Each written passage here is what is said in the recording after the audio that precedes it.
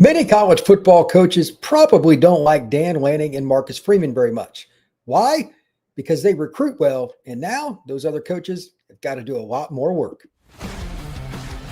Locked On presents The Portal, the daily podcast covering college football recruiting and everything NIL. Part of the Locked On Podcast Network. Your team every day. Back into the Portal Podcast, where you get your daily recruiting, NIL, and transfer portal scoop. I'm your host, Brian Smith, longtime college football recruiting analyst. Thank you for making the Locked On Podcast Network your favorite place to get all your stuff. We are the number one network on the planet, and the Portal Podcast is happy to be a part of it. Today's show is brought to you by Game Time. Download the Game Time app, create an account, and use code LOCKEDONCollege for $20 off your first purchase. Again, $20 off your first purchase with Game Time. Just download the app today. We're going to get to the transfer portal dilemma. We're just now really easing into it. I thought it'd be a little faster, but the players are starting to hit the portal, and next week it'll go crazy after conference championship weekend. But why is there so much poaching, if you will? Why are so many players obviously leaving when they're being induced and the NCAA doesn't do anything about it? I'm going to explain the dilemma that the NCAA really has. And it's one that people aren't going to like, but guess what word it has to do with? Money. That is absolutely the reason. But we're going to start off with four coaches that I think lead their programs the appropriate way, have proven it, and it's why those same four programs are the lead programs in college football across the board. Oregon, Notre Dame, Georgia, and Ohio State. What do they all have in common? Elite head coaches, not just on the field, but they love recruiting. Not like, they love recruiting. They get after it. They make it happen. And without that, it just doesn't end up with the same result. Kirby's talked about that many times. But the two guys in particular that have really changed it are Marcus Freeman at Notre Dame and Dan Lanning at Oregon. Why those two? Well, Ohio State and Georgia are as easy as it gets to recruit. Big base in your states to recruit from, big state school, the state school. Pretty easy. They both recruit nationally, but they could be top 10 programs without going out and going everywhere. However, Notre Dame doesn't recruit that way. Indiana's not that situation. Academically, they have to go a lot of different places. And then with Oregon and Dan Lanning, the location is terrible.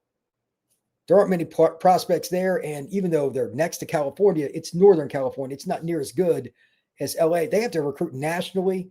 And they've done it in a way that no program has ever done it. Hard work, though. Marcus Freeman at Notre Dame and Dan Lanning at Oregon, because they are directly involved 365 with recruiting. Let me be very clear. And if you take nothing else from this podcast, this is what you should know. The majority of college football head coaches do not like recruiting. They don't want to be on the phone with 17-year-olds or younger. They don't want to be texting with them. They don't want to be messaging with them. They don't want to deal with all the shenanigans that kids love. They're adults. But if you don't do that, your roster won't be as good. And to that end, both Dan Lanning at Oregon and Marcus Freeman at Notre Dame have made it a lot harder on many coaches. Not just the ones that have been around a while, but look at it this way. They're going into your backyard and taking players. So what about the coaches that were just hired? Lane Kiffin at LSU, he's a good recruiter, but he used the portal a lot at Ole Miss. Let's see how his first full class at LSU goes outside the Louisiana borders. He needs to be on the trail really working. You could also look at Alex Golesh at Auburn. He just came over from USF. He's got an advantage. Auburn's an easy place to recruit to. It's in Alabama, and he was just in Florida. He's going to be expected to hit the ground running and go after elite recruits, not just finding the diamonds in the rough like he had to at USF. And you can use the same process with Virginia Tech at James Franklin. He's expected to. He's an elite recruiter. He understands finding guys that are not only good, but that will stick at his program. That was probably the best thing he did at Penn State. What about John Summerall? Never been a P4 coach before as the head man. Now he is at Florida. Oh, yeah, they're definitely going to expect elite recruiting results. Can John Summerall do that? And on and on and on. Everybody, even Eric Morris coming over from North Texas to go into Oklahoma State, they've got to completely restock that cupboard. Guys like Marcus Freeman and Dan Lanning, they put a little extra pressure on everybody because they're so involved and they impact the final decision for recruits as much, if not more, than any other coaches in the country. And again, they have strategic disadvantages at their programs. Notre Dame, it's academics. Oregon, it's location. To some degree, Notre Dame location too, but they've got more players around them than what Oregon does because they've got Detroit, Cleveland, Indianapolis, Chicago. But at the same time, they both recruit nationally, and those coaches do a tremendous job of not only orchestrating how their assistants get after it, but all the guys that are on their staff are looking at them like, okay, this is how it's done. When I talk to recruits at a 7-on-7 event, at an Under Armour camp, or anything else, the names that come up are very consistent. Kirby, Marcus, Ryan Day. It's not hard. And then, of course, Dan Lanning at Oregon as well. These are the 4 best programs, not just because they can coach, but they get involved with recruiting directly. Those are the 4 best. Ohio State, Notre Dame, Georgia, Oregon, pick whatever order you want. Over the next 5 years, I will be surprised if those aren't the 4 most dominant programs as long as those head coaches are there. They've got the right guys in charge to get the best roster. Your roster is the most important thing. So with that, here are a couple of questions that I have for people out there. And it doesn't matter what school you root for, what school you hate, what conference you're involved with, but in whatever state you're in or area you're in, think about the coaches within, say, a 500-mile radius of where you're at. How many of them do you think really get enthralled with recruiting, the NIL and all of that? Because if they're not involved consistently, they're missing something. There are a lot of coaches that are good at it, don't get me wrong, but I'm talking about the top of the board.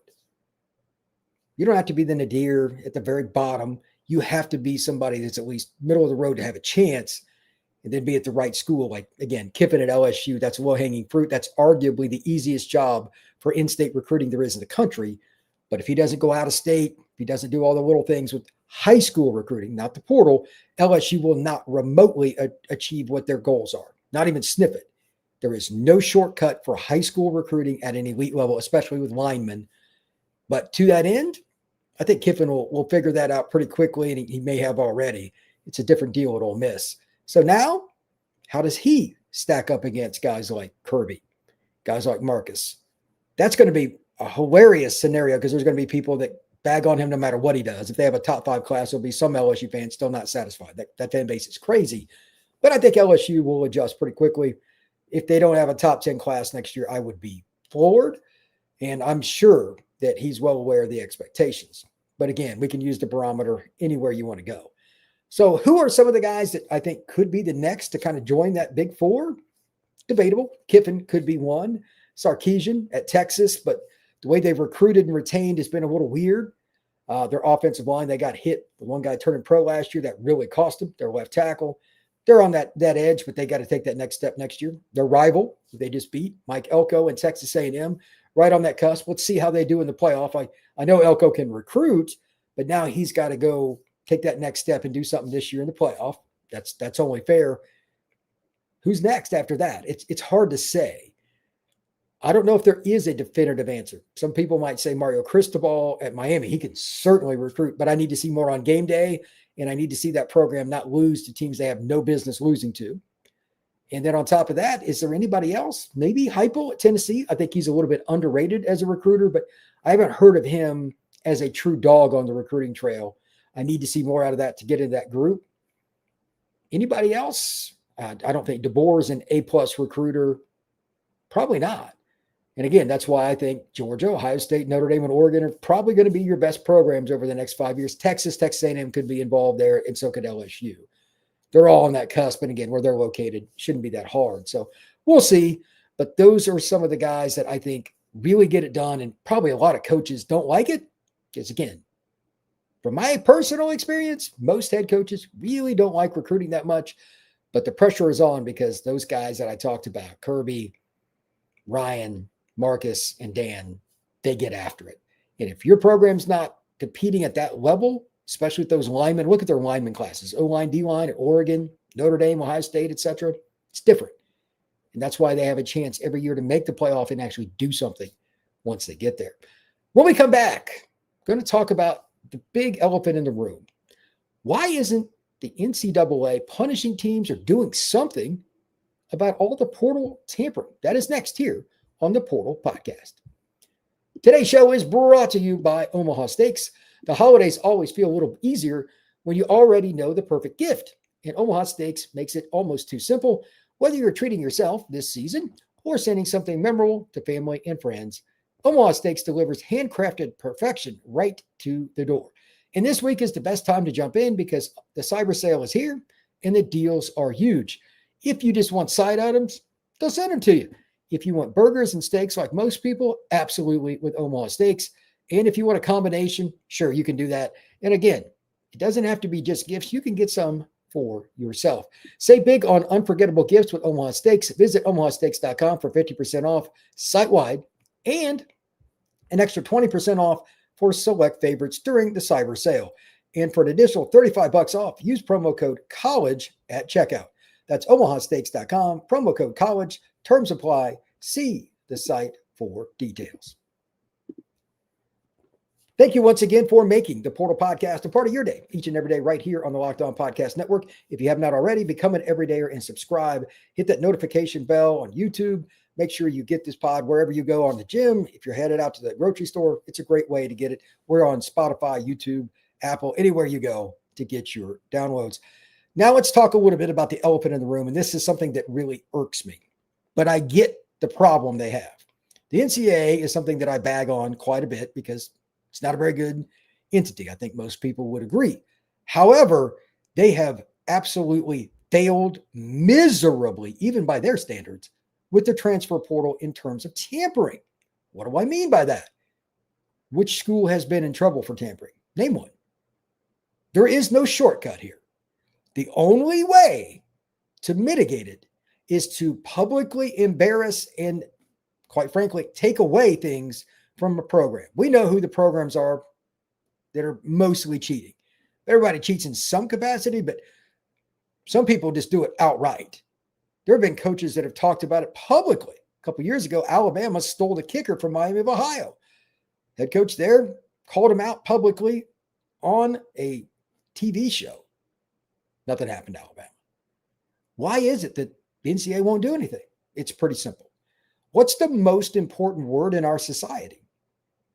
Money. The advertisers in no way, shape, or form want to see, and fill in the blank with the big box school that you can imagine, being on probation and not being eligible for the playoffs. Those advertisers, whether we want to hear it or not, run college football. ESPN, CBS, everybody else. How do they make their money? Advertisers. They sell, we're going to have these programs on.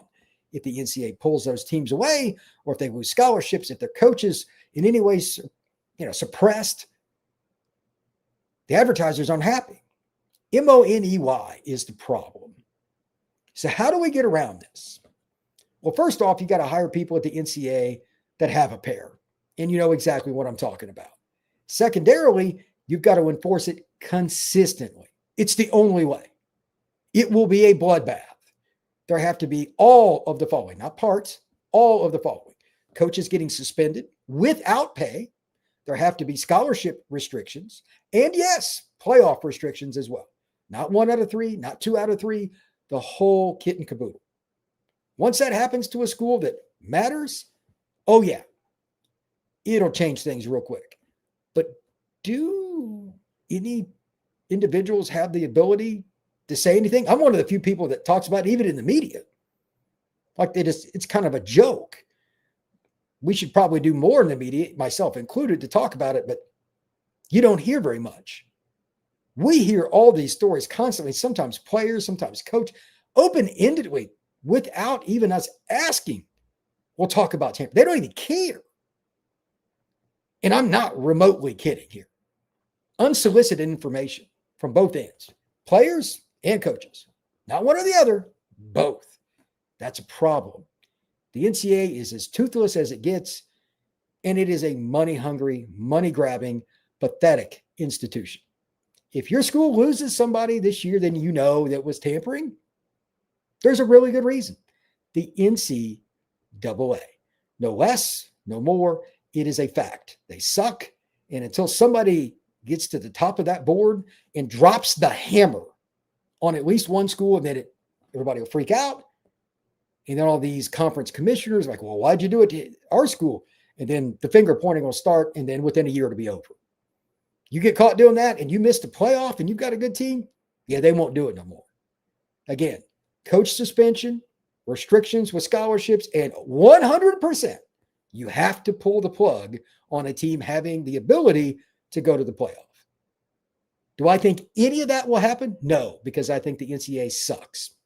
To that end, I digress. Let's check out what we got in the chat today.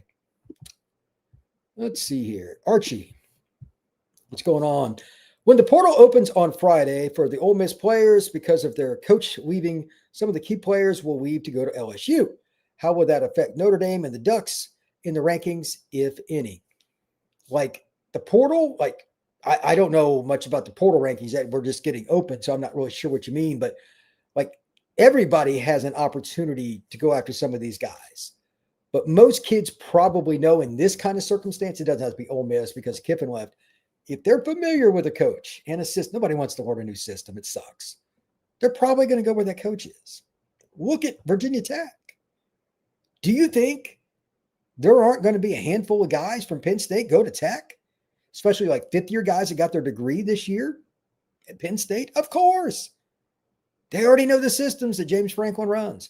And it's the same thing. Tulane to Florida. USF to Auburn.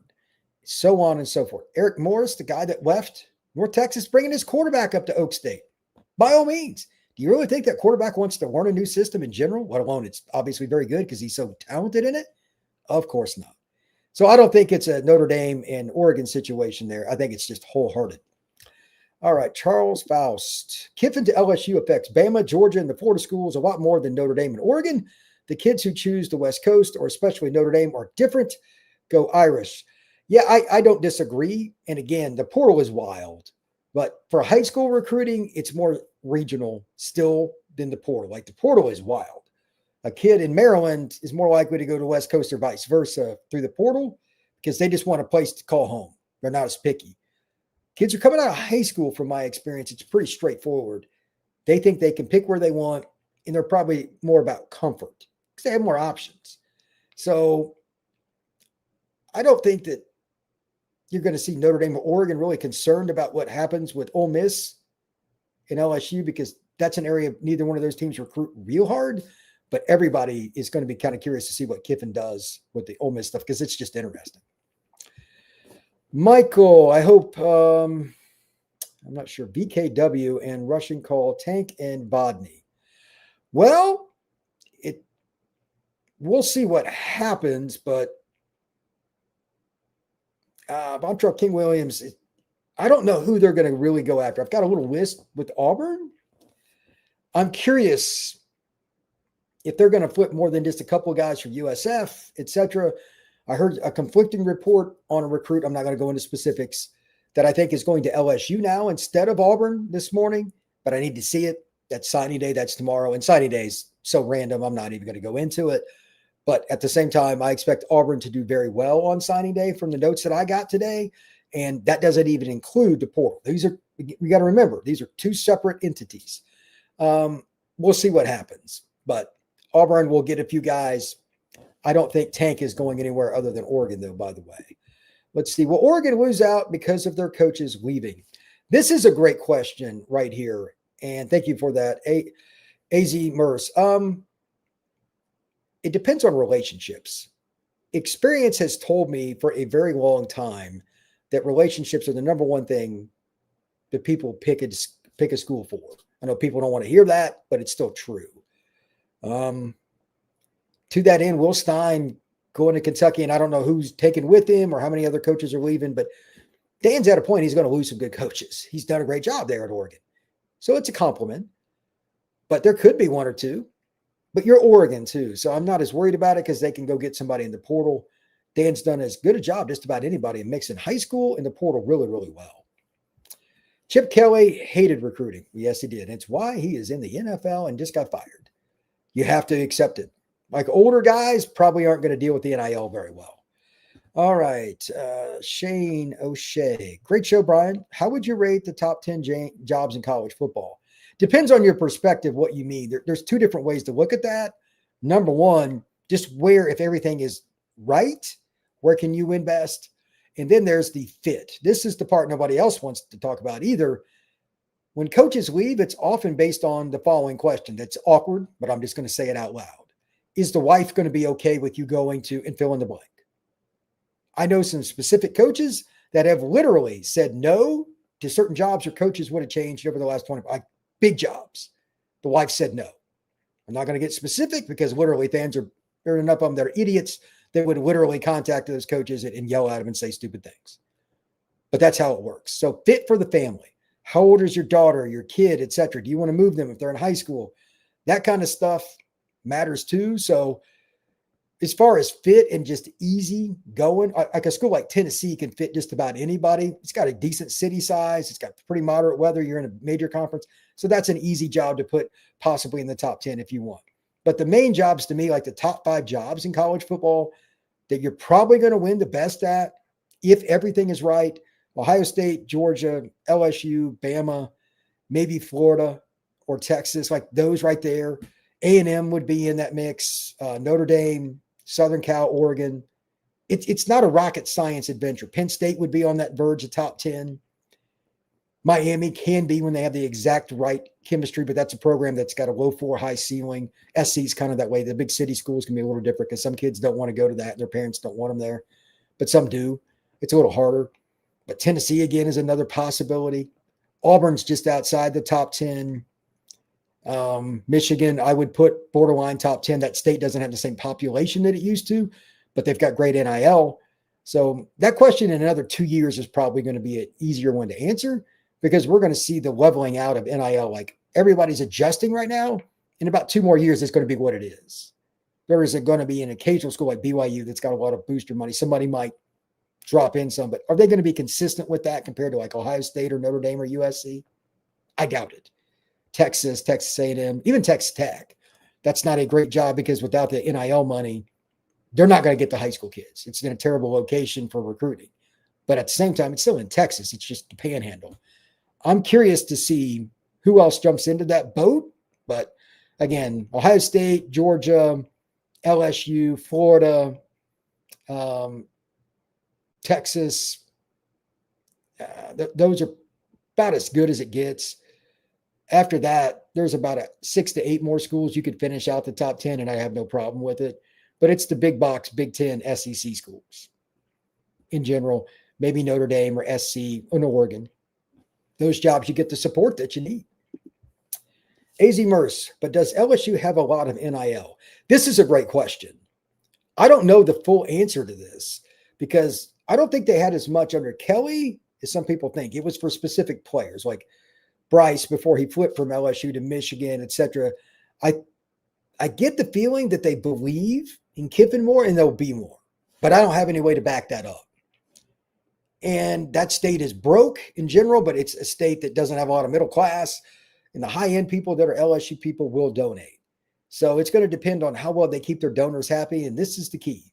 It's not how much money do they have, it's how much will the donors give, because Kiffin probably isn't going to I can just tell you this straight up because I went to grad school at LSU for a little while. I've lived in that state. The donors and the boosters, they're going to want a lot of access. I think that's going to grind on most coaches, Kiffin included. Let's see how that goes in a couple of years. Ryan Weichel, Notre Dame class number 2 on 3 rivals. Notre Dame's class is elite because it's so balanced. And here, again, I've talked about this numerous times on the Portal podcast, and thank you for the comment. They recruit linemen at an elite level. That's the bottom line. If you want to look at, like, again, Georgia, Ohio State, Notre Dame, and Oregon, those are, in my opinion, the 4 best programs in the country. I don't think it's that close because they recruit linemen. Their head coaches are involved. Linemen. They always have linemen. It's harder to develop them. It takes longer. And if you miss on any class on either offensive or defensive line, it can be a problem. Those 4 programs do a great job in that area. Luke, what truly makes a great recruiter besides just NIL and winning games? Is it mainly just personality and authenticity or pure effort and taking no days off? That is a great question.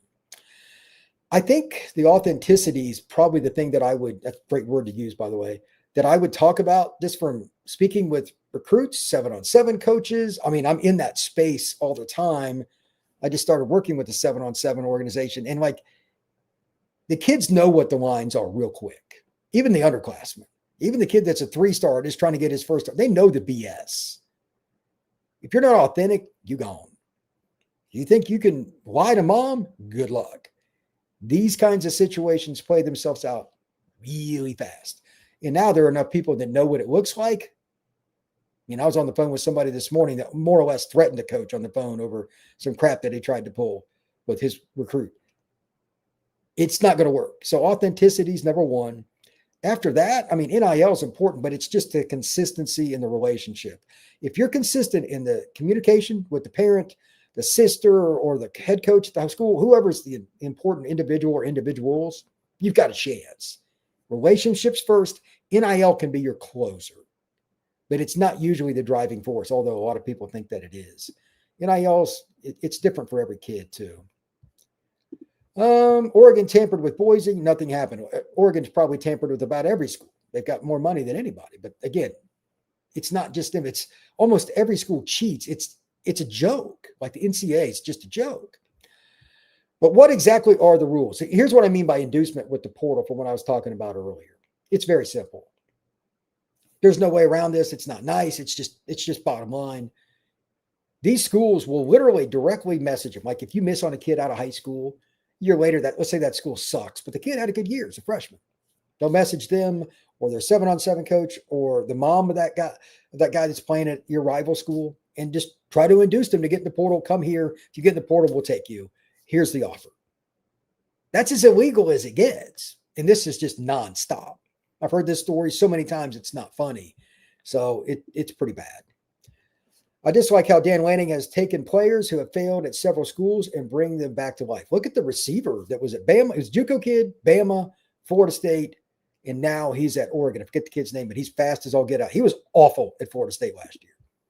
He's really good for Oregon.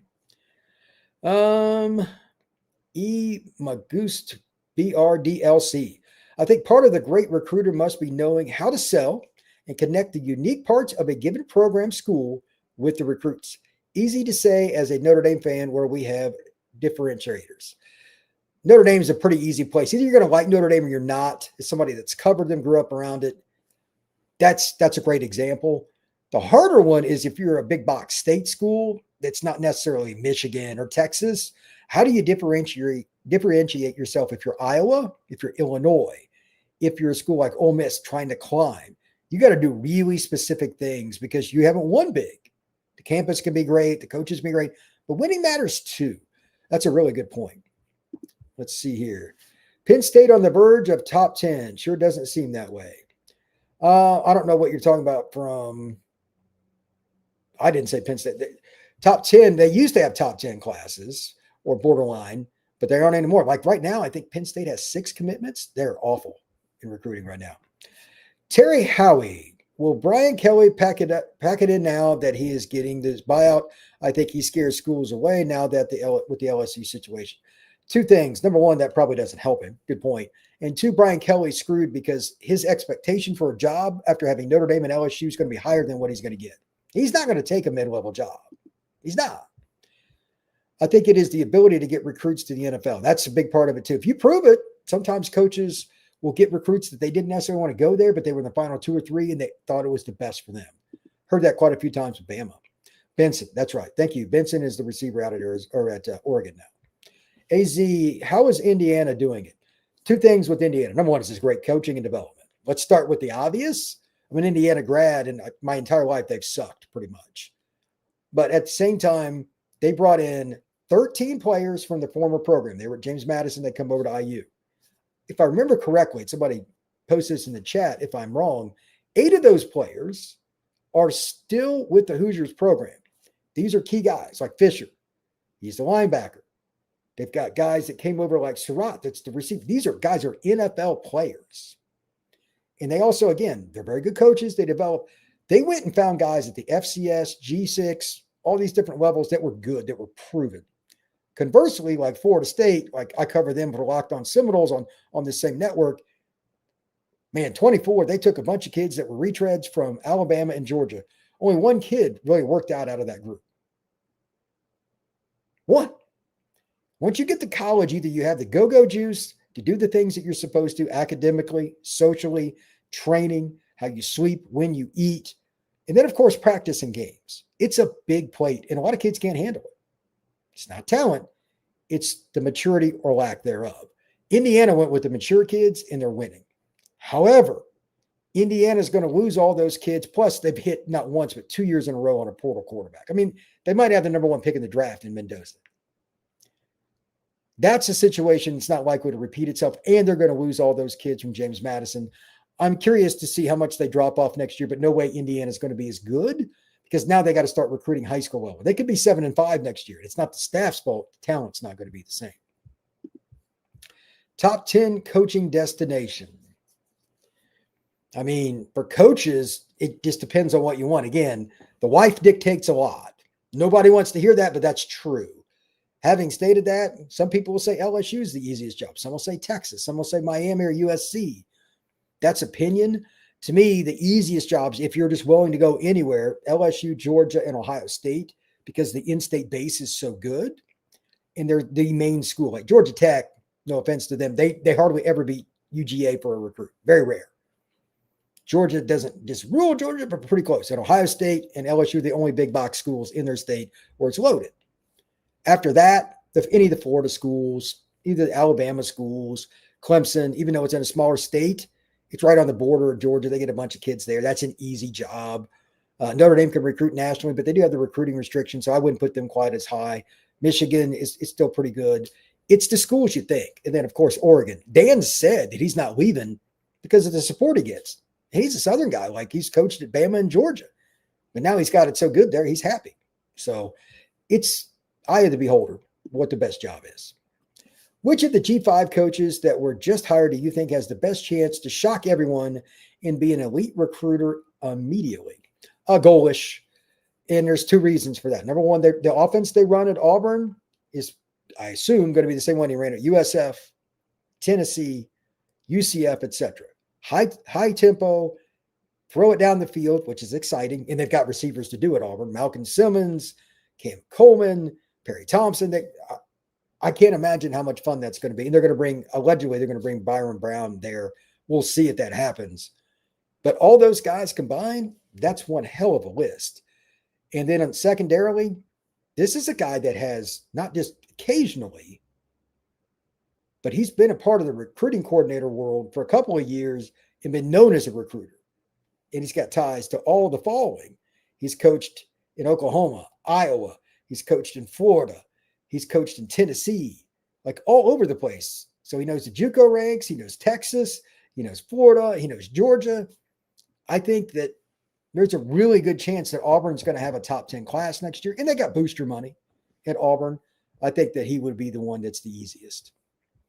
AZ, was the coaching or the playoffs, though? Was that coach? I'm not sure what you're talking about there, brother. I'm not sure. Jay Real, Auburn about to lose them. Lose who? I mean, they could lose some players, but everybody's going to lose some in the portal. There's no doubt. AZ, Dan Lanning would leave for Kansas City Chiefs if he wins a national title. For those who don't know, Dan is from the Kansas City area. I could see that. If you want to go to the NFL, that's possible. The LSU Kiffin Love Fest will last as long as the championships he brings to Baton Rouge. Best predictor is past performance. I may be in the minority, but Kiffin has never won a title as a head coach. I don't think it's a slam dunk, and I think it's less than 50% he'll win a title. It's really hard to win a freaking title. It is. You're not wrong with that, man. I don't hate that at all. To that end, let me throw out a few recruits that have made decisions here. Some of these are flips, some of them are not, but man, we still got a lot of stuff going on. And it's only the second. So tomorrow is signing day, by the way. I'm going to do a show a little bit differently tomorrow. I don't know if I'm going to do a noon show for those of you who are listening. Maybe a little later because most press conferences are later. I'm not sure how I'm going to do that. I might do a short one and then do another pod a little later in the day. I've got to hit the road tomorrow night. But, man, it's going to be wild. Here are a few just in general that have happened in the last day. Keyshawn, and I'm probably going to butcher this name, Tabateo, at a McCallie school in Chattanooga. That's a really good program. Wide receiver, 5'11", 165. He is now going to Wisconsin. You don't see kids from Tennessee headed to Wisconsin very much. That might be a kid that's from Canada originally. If I remember right, McCallie school is a boarding school. Savion Bartholomew out of Belle Chase in Louisiana, defensive lineman, 6'3", 280. It's going all the way to Washington State. That just shows you how wild recruiting is. You get kids going all over the place.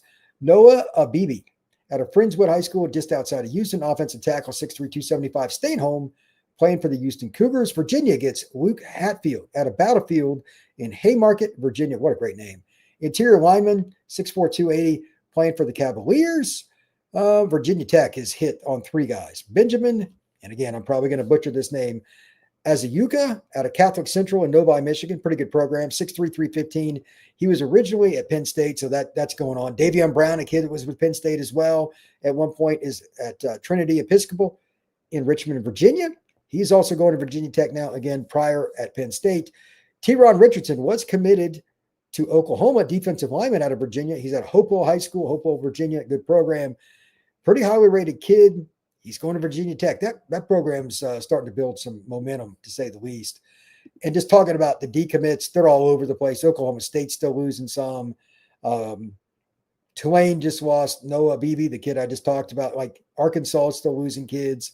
Ari Slocum out of Union Parish in Farmersville, Louisiana, Northern Louisiana School, defensive lineman, just decommitted from Arkansas. There's a lot of stuff with all these coaching changes. We're going to see quite a few guys probably jump in and make a decision in one way, shape, or form or another. It is what it is, but based on their coaches leaving. That sucks, but that's just reality. The transfer portal beckons to, because of I can't name names, there are several players that I expect to hit the road that are prominent names. And like the Nick Marsh kid, for those of you who didn't see, the wide receiver from Michigan State, they changed coaches. Pat Fitzgerald, the old Northwestern coach, instead of Jonathan Smith now at Michigan State. I can't even imagine what he's going to command on the open market. You know, somebody like Oregon or Ohio State or whoever is going to try and go get him. We'll see how that goes. But there are a lot of different really good players. They're going to be in the portal pretty quick. It won't take long with that.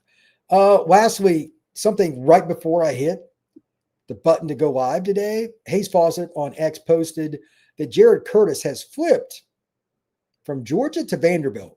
Anybody has any comments on that? Fire away. I've seen Jared live. His arm strength is insane. Kid out of Nashville Christian. It's a small school, so it's kind of hard to grade his film. But I've seen him up close. Great kid. Man, can he spin it. What a great recruit for that entire community, not just Vanderbilt, but he's going to stay home in Nashville, and I'm sure Georgia fans are mad. And I get it. I would be too. But it's a neat story. What does Georgia do? Do they flip a quarterback tomorrow? That's going to be really wild. Lastly here, and I'm probably going to mispronounce this as well. Matter of fact, they got a nickname, so I'm just going to go with Niquavion Simmons has committed to Tennessee. 300-pound defensive lineman from Columbus, Georgia. Chose the Vols over Middle Tennessee and Mississippi State. Big kid. So good for them. Columbus, Georgia, I live pretty close to there. That area's got so many players. Lastly, thank you very much for making the Portal Podcast a part of your day. Truly appreciate it. Tomorrow, I guess, let's plan on a live show tomorrow at noon. I'll kind of get the morning news out. It'll just be kind of random. There's not going to be any specific subject. I'll also have a podcast in some capacity in the morning, kind of my thoughts on the best classes in general as it goes in. But I've got a Wisconsin podcast for the morning as well. There's going to be a lot of stuff on this show. Make sure you check it out. Indiana podcast today, Penn State podcast last night. There's a lot of different stuff I've got here on the Portal Podcast. Whether you listen on Spotify, Apple, or anywhere else, make sure you check it out. Download and subscribe today. Everybody have a good one. We'll see you again soon here on the Portal Podcast.